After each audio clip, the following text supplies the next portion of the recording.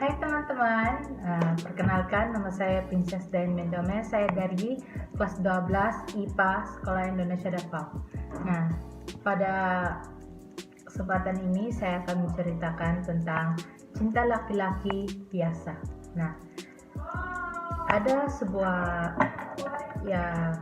perempuan dan laki-laki, yaitu yang bernama Nania dan Rafli. Nah, Nania dan Rafli ini saling mencintai dan Rafli sudah melamar Nania. Tetapi orang tua dan kakak-kakak Nania itu tidak setuju dengan Rafli karena orangnya sangat biasa. Pekerjaannya biasa, gajinya biasa, orangnya biasa, tidak terlalu pintar, tidak terlalu ganteng, pokoknya biasa. Tetapi Nania ini orangnya pintar, cantik sekali, bagus suaranya, banyak talenta, dan pokoknya itu juga. Nah, orang tuanya tidak mau Nania menikahi seorang laki-laki yang biasa saja. Nah, tetapi Nania sangat mencintai Rafli dan Rafli juga sangat cinta sama Nania. Dan akhirnya orang tua Nania menyetujui pernikahan mereka berdua. Nah, tahun sudah berlalu, tetap saja masih ada bisik-bisikan di dekat mereka, tetapi Nania belajar mencuekin mereka dan dia sukses untuk bisa mencuekin orang-orang yang membicarakan di belakang mereka. Nah, tahun sudah berlalu lagi dan Nania mempunyai 2 anak, perempuan dan laki-laki, dan akan ada lagi karena Nania hamil waktu itu. Dia hamil anak ketiga mereka. Nah, Nania sedang kritis karena Nania sudah agak tua dan tidak terlalu sudah agak tua.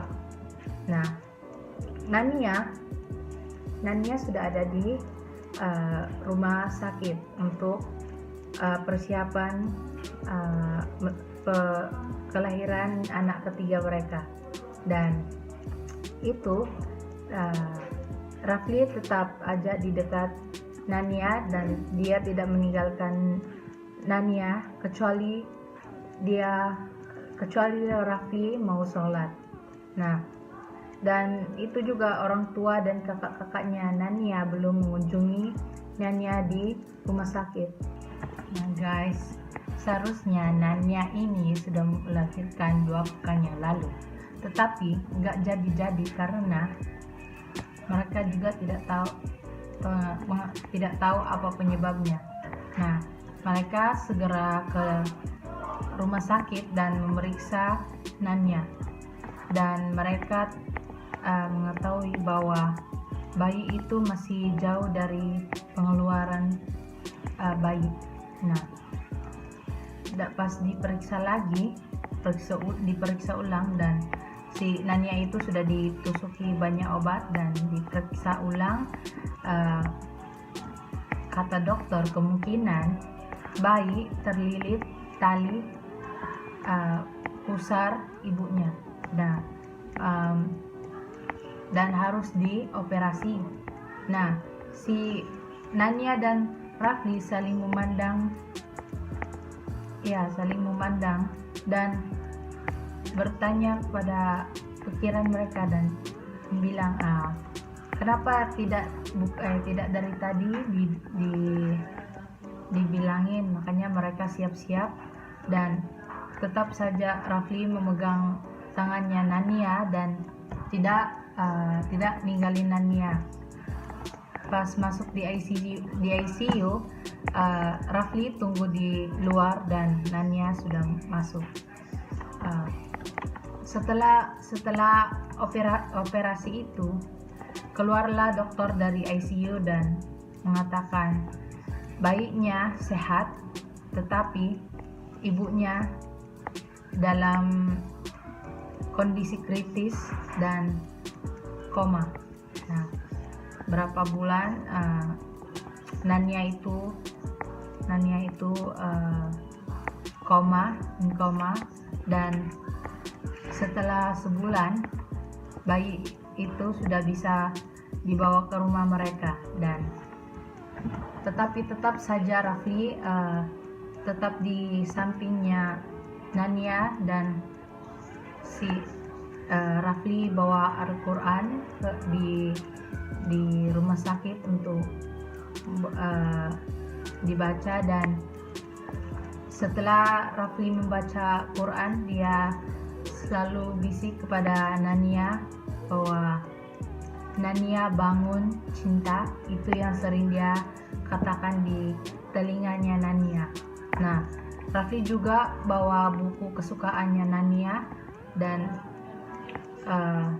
Nania dia selalu membacakannya kepada Nania. Dan makanya disitulah perawat rumah sakit sering melihat Rafli membaca buku untuk Nania, dan mereka merasa iri kepada Nania karena mempunyai suami yang sangat sweet, ya.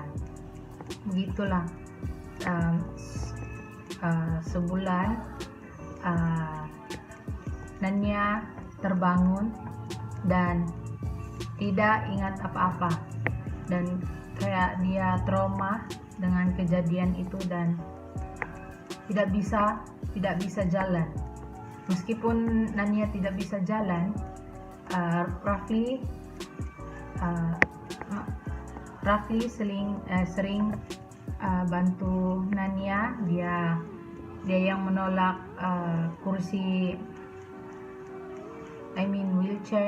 wheelchairnya Nania. Dia yang mendorong dan selalu jaga Nania. Meskipun kondisinya Nania begitu, tapi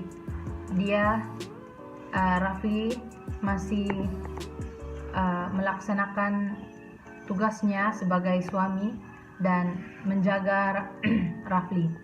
Nah, suatu hari mereka sekeluarga keluar dari rumah mereka dan mengelilingi kayak subdivision mereka. Nah, disitulah masih banyak Nania masih dengar banyak bisikan, tetapi bisikannya berbeda sekarang. Tidak seperti yang dulu. Sekarang semuanya positif, dan mereka mengatakan bahwa suaminya Nania sangat beruntung. Nania sangat beruntung kepada suaminya karena suaminya tetap tidak meninggalin Nania meskipun kondisinya sudah berbeda. Dan begitu